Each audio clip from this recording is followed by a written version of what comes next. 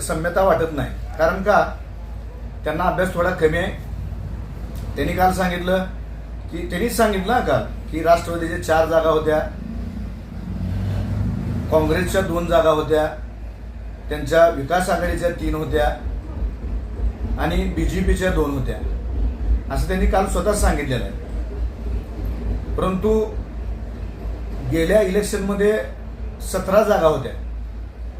एकूण नगर परिषद 17 सदस्यांची होती आणि त्या 17 मध्ये राष्ट्रवादीच्या 4 जागा होत्या, काँग्रेसच्या 2 जागा होत्या, बीजेपीच्या 2 जागा होत्या आणि त्यांच्या स्वतःच्या आघाडीच्या 3 जागा होत्या आणि धनुष्यबाणाच्या 6 जागा होत्या. हे त्यांनी काल सांगितलंच नाही. अभ्यास थोडा कमी असल्यामुळे तसं होतंय, असू द्या. अशा 17 जागा होत्या. आता परत त्यांनी सांगितलं की बीजेपीच्या 11 जागा होत्या आणि त्याच्यावर ते 11वरच येऊन थांबले. परंतु असं नव्हतं. बीजेपीच्या ह्या 2च जागा होत्या. राष्ट्रवादी तर गायबच आहे यावेळेस. त्यांची विकास आघाडी गायबच आहे. काँग्रेसची पण एक जागा आलेली नाही. आत्ता जागा आलेल्या आहेत. आम्ही बीजेपी 2च होतो, परंतु आता 11 जागा बीजेपीच्या आलेल्या आहेत आणि लोकांनी बहुमत आम्हाला दिलेलं आहे.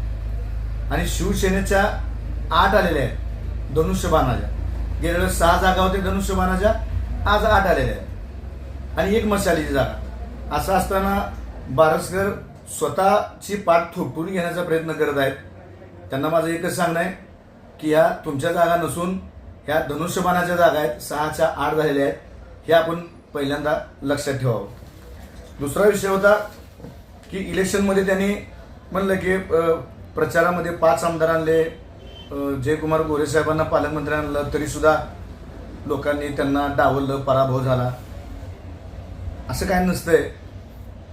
ही प्रचाराची पद्धत आहे की मोठे मोठे नेते आणणे आणि प्रचार करणे. आता त्यांनी सुद्धा राज्याचे मुख्यमंत्री, माजी मुख्यमंत्री एकनाथ शिंदे साहेबांना पण इथं आणून सभा घेतलीच की.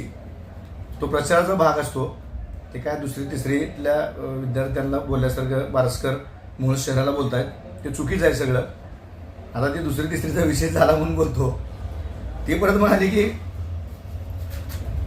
जिल्ह्यामध्ये कुठेही 2री 3रीच्या वर्गात जरी गेलं तरी बारसकर नगराध्यक्ष आहेत असं म्हणतात. बरोबर आहे. ते 2री 3रीचे विद्यार्थीच म्हणणार तुम्हाला, कारण 2री 3रीचं शिक्षण असेल तुमचं बहुतेक, त्याच्यामुळे ते म्हणत असतील. तुम्हाला कशाला डॉक्टर वकील जनता ओळखणार नाही.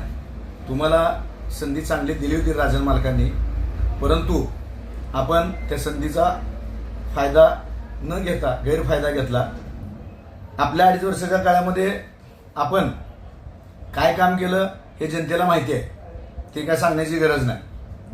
आता तुम्ही स्वतःची पाठ तुटून घेऊ नका. माझे 8 आले, माझे शिवसेनेचे 8 आले.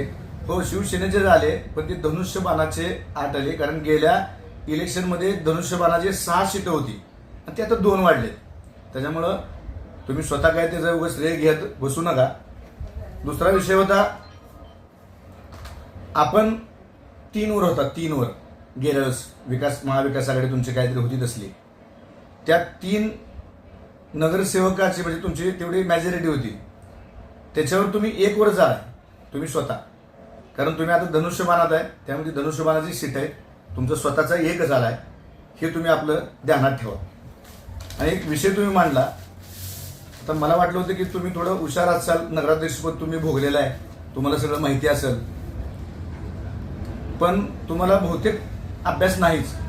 तुम्ही एक विषय मांडला की नगराध्यक्षाला अजेंड्यावर जो विषय घ्यायचा आहे तो अधिकार असतो आणि मेजॉरिटी तुमची जरी असली त्याचा काय उपयोग होणार नाही. असं काय नाही.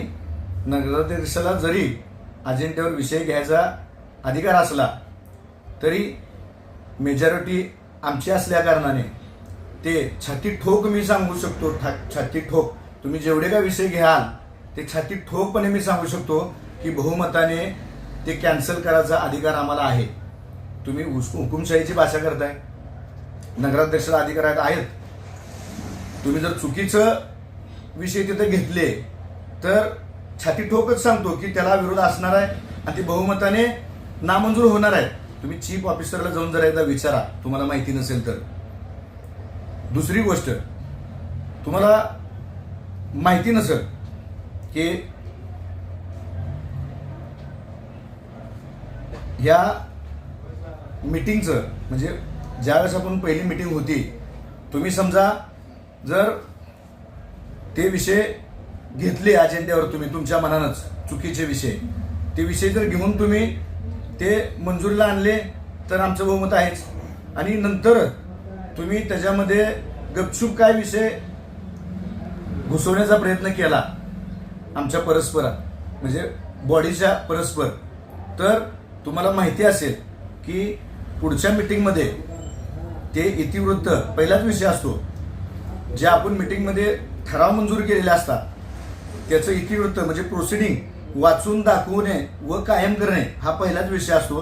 तिथं देखील आम्हाला ते कळलं तुम्ही चुकीचा एखादा विषय जर घुसवला तर ते बहुमताने आम्ही ते कॅन्सल करू शकतो, हे पण तुम्हाला माहिती असावं. तिसरी गोष्ट, हे जे काय ठराव असतील ते स्टँडिंग पुढे जाणारच आहेत. स्टँडिंग पुढे गेल्यानंतर उपनगराध्यक्ष हा आमचा आहे हे तुम्ही विसरू नका. तुम्ही जरा भान ठेवून बोला, हुकुमशाहीची भाषा करू नका. माझं मत होतं की आपण सगळ्यांनी मिळून एकत्रित येऊन काम करावं. का तर मोहोळ शहराच्या विकासासाठी बीजेपी सत्तेत आहे, तुम्ही पण आहेत आमच्या बरोबर सत्तेमध्ये. आता इलेक्शनमध्ये एकमेकावर आरोप प्रत्यारोप केला असेल आपण, परंतु आज जनतेने कौल दिलेला आहे, बहुमत आम्हाला दिलेलं आहे, पण नगराध्यक्ष तुम्हाला दिलाय. ठीक आहे, तुम्ही काटावर पास झाला मान्य आहे, पण त्याचा तुम्ही जास्तीचा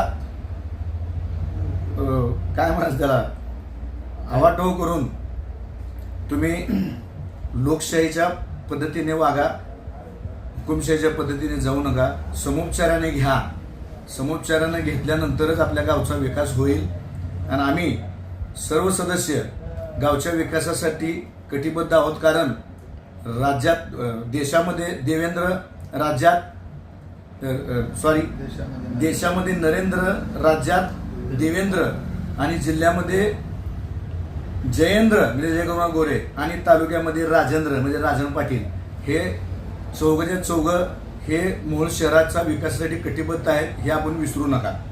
दुसरी गोष्ट, आपण सांगितलं की मुख्य रस्त्याचा विषय, मी आता निवडून आलोय आणि आम्ही मुख्य रस्त्याचा विषय आम्ही घेणार आहे, मुख्य रस्ता करणार आहे. मुख्य रस्ता ज्या आधी कोणी केलाय हा आपणच केलाय, एकदा सोडून दोनदा केलाय.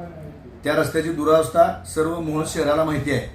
खड्डा रस्त्यात आहे का रस्ता खड्ड्यात आहे हे सगळ्याला माहिती आहे. आणि तुम्ही काय तुमचं पद होतं तुमच्याकडे नगराध्यक्षपद 2.5 वर्ष, त्यावेळेस ते तुम्ही करू शकला नाही, तुम्ही आता करू शकत नाही. मुख्य रस्ता हा आम्ही करणार. बीजेपी लक्षात ठेवा. तुम्हाला सांगतो, ह्या मुख्य रस्त्याची प्लॅन एस्टिमेट आमच्याकडे तयार आहे. हा कॉन्क्रीटचा रस्ता, अंडरग्राऊंड त्याची गटार असेल आणि स्टील टाकून तो रस्ता करण्यात येईल पुण्याच्या आणि मुंबईच्या धर्तीवर. जो 20 वर्ष ते 30-40 वर्ष त्या रस्त्याला काही होणार नाही अशी आम्ही जनतेला ग्वाही देतोय. आपण नुसतं खोटं बोलून तोच विषय सारखा पुढे आणताय. तुम्ही त्या क्रीडा संकुलाचं बोलताय, क्रीडा संकुल मंजूर आहे. ग्रामीण रुग्णालयाचं म्हणताय, ग्रामीण रुग्णालय देखील मंजूर आहे. या जागेत त्याचा प्रस्ताव अजून गेलेला आहे नवीन सुधारित, तो पण आम्ही राजन पाटील साहेब मालकांनी आम्हाला सांगितलं की जयकुमार गोरेकडून ते करून देतो, ते होऊन जाईल. आणि एक चौथी गोष्ट तुम्ही बोलली की मी जोपर्यंत पाण्याचा प्रश्न मार्गी लागणार नाही तोपर्यंत फेटा बांधणार नाही. तुम्ही 2.5 वर्ष नगराध्यक्ष होता, पाण्याचा प्रश्न त्याच वेळेस मार्गी लावायला पाहिजे होता, परंतु आपण तो प्रश्न मिटवलेला नाही. नंतरच्या काळामध्ये माननीय आदरणीय राजन पाटील साहेब यांच्या नेतृत्वाखाली माननीय यशवंत तात्या माने यांनी 46 कोटीचा शाश्वत पाणी पुरवठा मंजूर करून आणलेला आहे आणि ते निम्म काम पूर्ण झालेलं आहे.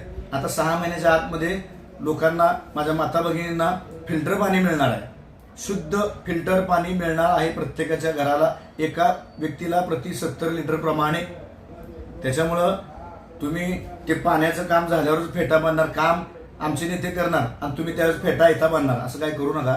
तुम्ही नवीन काहीतरी मोहोळ शहरासाठी ज्या 2.5 वर्षात तुम्हाला करता आलं नाही ते आता तुम्ही आला आता तुम्ही तर करून दाखवा. आणि चांगलं मूळ शहराचं जर चांगलं काय विकासाचं काम असेल तर त्याच्यामध्ये आमच्या 11 जणांचा सहभाग नक्कीच तुमच्यासाठी असेल. हे झालं. दुसरी गोष्ट तुम्ही बोला की ती 8 तास लाईट आहे. मी त्या 8 तास त्या तुमच्या काळामध्ये 8 तासच लाईट होती.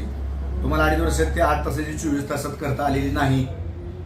परंतु आता बीजेपीची मेजॉरिटी आहे, बीजेपीची सत्ता आहे, केंद्रात आहे, राज्यात आहे आणि आता मूळ शहरामध्ये पण बहुमत आमचंच आहे.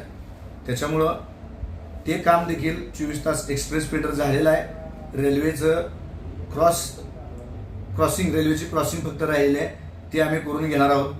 तिसरी गोष्ट मला तुम्हाला एक सांगायचं आहे की आता इलेक्शन झाले, समुपचाराची भाषा जनतेला केली पाहिजे. तुम्ही अशी भाषा करून असं वाकयुद्ध करून आम्हाला काहीतरी वर डवचून जनतेला काहीतरी दिशाभूल करून तुम्ही जनतेला वेठीस धरू नका. ह्याच्यातून कामाला अडथळा येईल असं काय वागू नका. आम्ही मूळ शहराच्या विकासासाठी कटिबद्ध आहोत. आपण सगळ्यांनी मिळून काम करू. परंतु अशा पद्धतीची चुकीची भाषा आपण वापरून लोकशाही आहे, लोकशाही हुकुमशाहीच्या पद्धतीने तुम्ही वागू नका, भाषा करू नका. आणि जनतेला सगळं माहिती आहे आपण काटावर पास झाला. त्याच्यामुळं आपण समोपचारानं घ्या, लय घाई करू नका. मेजॉरिटीचं काय असतं, मेजॉरिटी मला वाटतं तुम्हाला अभ्यास कमी असेल. मेजॉरिटीवरच सगळं असतंय. तुम्हाला मग सांगितल्याप्रमाणे तुम्ही जरी विषय कुठला घेतला तरी बहुमताने त्याला मंजूर करायचं का नामंजूर करायचं हे मेजॉरिटी म्हणजे बहुमतानं आम्हीच पूर्ण करणार आहोत. तुम्हाला जर त्यातलं काय डाऊट असेल मी बोललेलं तर चीफ ऑफिसरला विचारा जाऊन. तुम्ही म्हणता हे चीफ ऑफिसर सारखं काय म्हणालाय. चीफ ऑफिसर म्हणजे CEO म्हणतात, म्हणजे हे पण तुम्हाला बहुतेक माहिती नसावं. त्याच्यामुळं थोडा अभ्यास करून जनतेशी बोला, दिशाभूल करू नका.